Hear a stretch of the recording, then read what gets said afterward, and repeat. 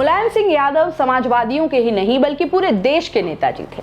उनका निधन हुआ तो राजनीतिक गलियारों में उनके प्रचलित किस्से गूंजने लगे। राजनीति में एंट्री करने से पहले मुलायम कुश्ती लड़ा करते थे, एग्जाम छोड़कर कुश्ती लड़ने चले जाते थे। कवि सम्मेलन में अकड़ दिखा रहे दरोगा को मंच पर ही पटक दिया। सियासत के भी बड़े अखाड़ेबाज बने, विरोधियों को भी चित किया। सियासी और निजी जिंदगी आसान नहीं थी पर लड़ते रहे। मौत सामने आई तो उससे भी दो हाथ किए। उनकी जिंदगी के वो 5 किस्से चलिए आपको भी सुनाते हैं। पहला किस्सा 26 जून 1960 मैनपुरी के करहल का जैन इंटर कॉलेज कैंपस में कवि सम्मेलन चल रहा था। यहाँ उस वक्त के मशहूर कवि दामोदर स्वरूप विद्रोही भी मौजूद थे। वो मंच पर पहुंचे और अपनी लिखी कविता दिल्ली की गद्दी सावधान पढ़ना शुरू कर दी। कविता सरकार के खिलाफ थी, इसलिए वहां तैनात यूपी पुलिस का इंस्पेक्टर मंच पर आ गया और उन्हें कविता पढ़ने से रोकने लगा। वो नहीं माने तो उनका माइक छीन लिया। इंस्पेक्टर ने कवि को डांटते हुए कहा कि आप सरकार के खिलाफ कविता नहीं पढ़ सकते। मंच पर बहस हो ही रही थी कि दर्शकों के बीच बैठा एक 21 साल का पहलवान दौड़ते हुए मंच पर पहुंचा। 10 सेकंड में उस नौजवान ने इंस्पेक्टर को उठाकर मंच पर पटक दिया। ये नौजवान कोई और नहीं बल्कि मुलायम सिंह यादव थे। दूसरा किस्सा तारीख 4 मार्च 1984 दिन रविवार।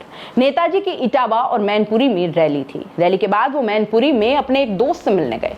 दोस्त से मुलाकात के बाद वो 1 किलोमीटर ही चले थे कि उनकी गाड़ी पर ताबड़तोड़ फायरिंग शुरू हो गई। गोली मारने वाले छोटेलाल और नेत्रपाल नेताजी की गाड़ी के सामने कूद गए।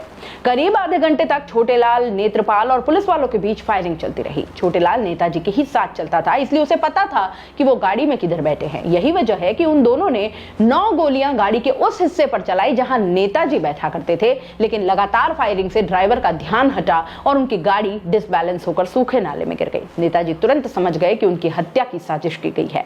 उन्होंने तुरंत सबकी जान बचाने के लिए एक योजना बनाई। उन्होंने अपने समर्थकों से कहा कि वो जोर जोर से चिल्लाएं, नेताजी मर गए। उन्हें गोली लग गई, नेताजी नहीं रहे।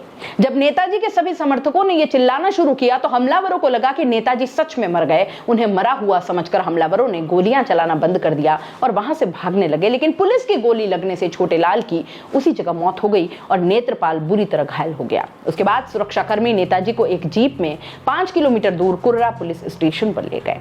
तीसरा किस्सा 1989 में लोकदल से मुलायम सिंह यादव उत्तर प्रदेश के मुख्यमंत्री बने। 90 का दौर शुरू होते होते देश भर में मंडल कमंडल की लड़ाई शुरू हो गई। ऐसे में 1990 में विश्व हिंदू परिषद और बजरंग दल के कार्यकर्ताओं ने अयोध्या में बाबरी मस्जिद को गिराने के लिए कार सेवा की। 30 अक्टूबर 1990 को कार सेवकों की भीड़ बेकाबू हो गई। कार सेवक पुलिस बैरिकेडिंग तोड़ मस्जिद की ओर बढ़ रहे थे। मुलायम सिंह यादव ने सख्त फैसला लेते हुए प्रशासन को गोली चलाने का आदेश दे दिया। पुलिस की गोलियों से 6 कार सेवकों की मौत हो गई और इसके 2 दिन बाद फिर 2 नवंबर 1990 को हजारों कार सेवक हनुमानगढ़ी के करीब पहुंच गए। मुलायम के आदेश पर पुलिस को एक बार फिर गोली चलानी पड़ी, जिसमें करीब 1 दर्जन कार सेवकों की मौत हो गई। कार सेवकों पर गोली चलवाने के फैसले ने मुलायम को हिंदू विरोधी बना दिया। हालांकि बाद में मुलायम ने कहा था कि यह फैसला कठिन था, लेकिन मुलायम को इसका राजनीतिक लाभ भी हुआ। कार सेवकों के विवादित ढांचे के करीब पहुंचने के बाद मुलायम ने सुरक्षा बलों को गोली चलाने का निर्देश दे दिया। सुरक्षा बलों की इस कार्रवाई में 16 कार सेवकों की मौत हुई, जबकि सैकड़ों लोग घायल हुए। बाद में मुलायम ने बताया कि सुरक्षा बलों की कार्रवाई में 28 लोग मारे गए थे। चौथा किस्सा 1956 में राम मनोहर लोहिया और बाबा साहेब भीमराव अंबेडकर समझौते के तहत एक साथ आने की प्लानिंग कर रहे थे। हालांकि इस बीच अंबेडकर का निधन हो गया और लोहिया की दलित पिछड़ा जोड़ की प्लानिंग सफल नहीं हो पाई। 1992 में बाबरी विध्वंस के बाद मुलायम ने लोहिया के इस प्लान को अमल में लाने की दिशा में काम शुरू कर दिए।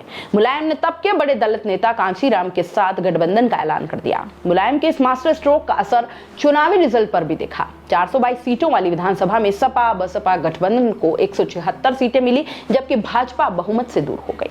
मुलायम ने अन्य छोटे दलों को साथ मिलाकर सत्ता में वापसी कर ली। मुलायम के सत्ता में आने के बाद यूपी में एक स्लोगन मिले मुलायम काशी राम, हवा में उड़ गए जय श्री राम खूब चर्चित हुआ था। और 5वां किस्सा बाबरी गिराने के आरोपी कल्याण सिंह का जब चुनाव में कर दिया था समर्थन। साल था 2009। भाजपा छोड़ा एटा से निर्दलीय चुनाव लड़ने वाले कल्याण सिंह के समर्थन में मुलायम ने जनसभा की थी। कल्याण बाबरी मस्जिद विध्वंस के वक्त मुख्यमंत्री थे और अवमानना के मामले में सजा भी काट चुके थे। कल्याण सिंह के निधन पर मुलायम उनके अंतिम संस्कार में भी शामिल नहीं हुए। कल्याण सिंह के समर्थन देने के फैसले पर पार्टी के भीतर ही बगावत हो गई। सीनियर नेता आजम खान ने मुलायम पर सरेराह निशाना साधा। चुनाव में भी मुलायम को इसका नुकसान उठाना पड़ा। हालांकि कल्याण सिंह चुनाव जीत गए।